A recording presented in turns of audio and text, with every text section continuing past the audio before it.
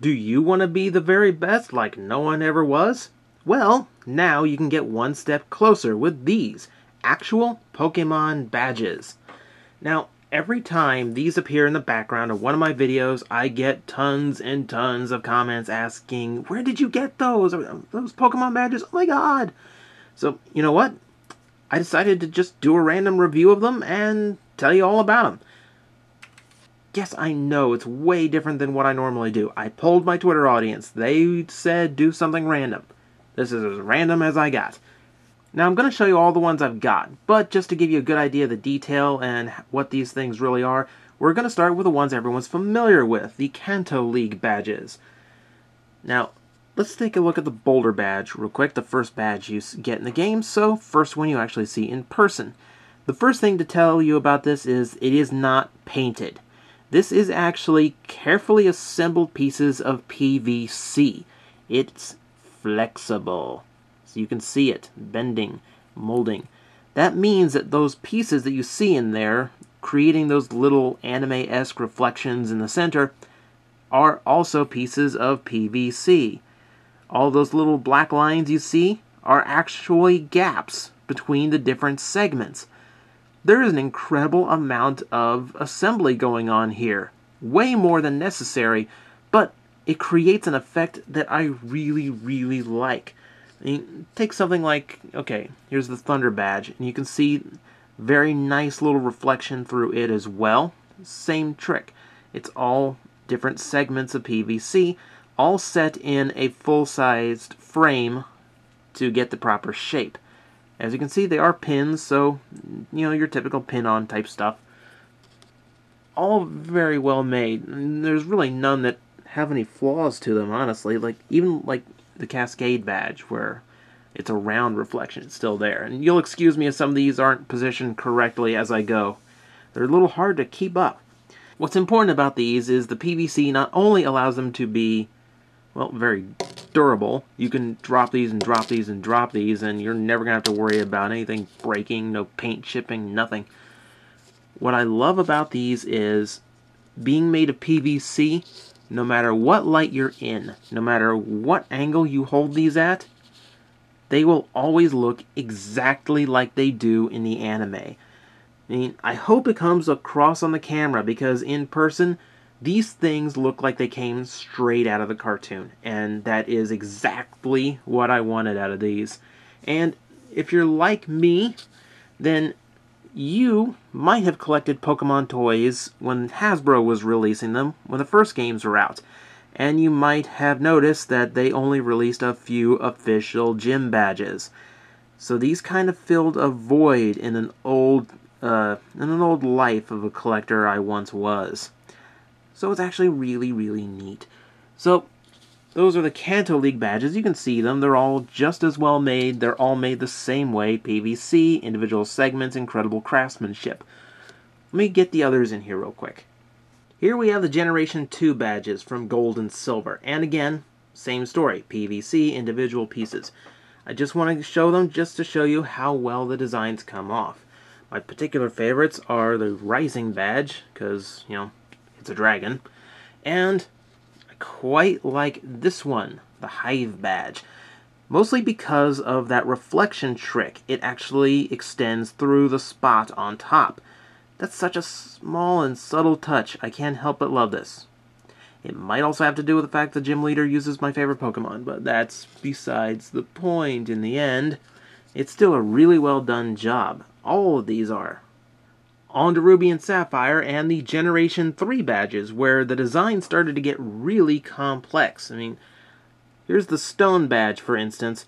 Got a lot of little lines going through that, so the reflection just makes it all the more complicated. I'm actually kind of surprised these still come through so well when reduced down to PVC format.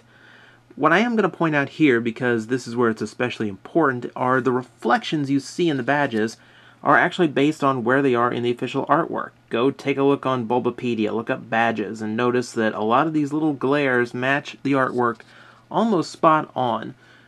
But here's pretty much where you can see how, just how complex it's getting. Little tiny raised bumps there for very, very minuscule parts in the rain badge.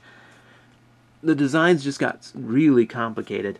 They're not my favorites. I much prefer the original 2 generations, but that's a personal thing. They still look really good, and they still look really accurate. Hence why I picked them up. Now, ready for a change? Generation 4 introduces a change in design. These are only available in metal.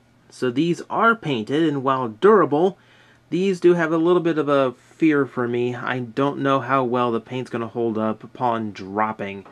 Not that I would drop them, but, you know, it is a change from the originals. That said, they're also not flexible. But this is game accurate. Remember, Diamond and Pearl were the first games where you could actually shine up your medals, or badges, I'm sorry. Officially confirming, yes, they are metal in the game. So, being shiny in real life is probably the most appropriate thing they could have done. I prefer the PVC only because they look a lot more like the props from the anime, and I just like how much detail goes into all those little reflections they included. But this is game accurate, so a little hard to complain.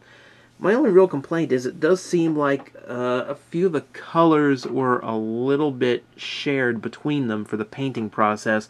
Identical blue on the Fen and Icicle badge, and in particular, the Mine badge isn't quite the right color. It actually does share the purple with the Relic badge. It's just a minor observation. In the official artwork, it's more of a grayish tone instead of purple. But, I don't know, at this point, that's a nitpick. Now, from here, they do have Generation 5 badges as well. Those are also available in metal. They're actually available in a gold-colored trim as well. You'll also find the Generation 1 badges are available in metal. I actually contacted Steve, who works at Sanshee, the company that produces these, and they do want to eventually do all of them in metal, but for now, there really isn't any way of getting them all in one material, no way of matching them. And the Generation 5 badges are pretty much guaranteed to never be made in PVC, since they're so skinny and complex in design. I can kind of see why he'd want to avoid that. But the options are all there, and you can get all the game-accurate ones, at least. To see the Generation 5 badges, or to buy any of the ones you've seen here, that's the site. Sanshee.com. 2 E's at the end.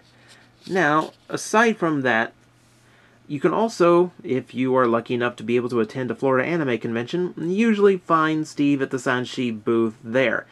I myself am about a week away from MetroCon, and I'll tell you what, the first booth I'm going to is Sanshee to pick up the Generation 5 badges. These things are incredibly well made, and it's kind of a Pokemon thing. I gotta catch them all at this point. So, for all those who ever ask me about these, there's all the answers I've got for you. And while you're at Sanshee looking these over, go take a look at the Zelda Heart Container pins. They are brilliant. As for me, that's pretty much the end of this completely random review. Next time, something that's more playable, an actual toy. But I get so many requests for info on these, I thought might as well do it now. Now, if you'll excuse me, I gotta go pin all these back up to the wall. How does Ash keep track of all these things, really?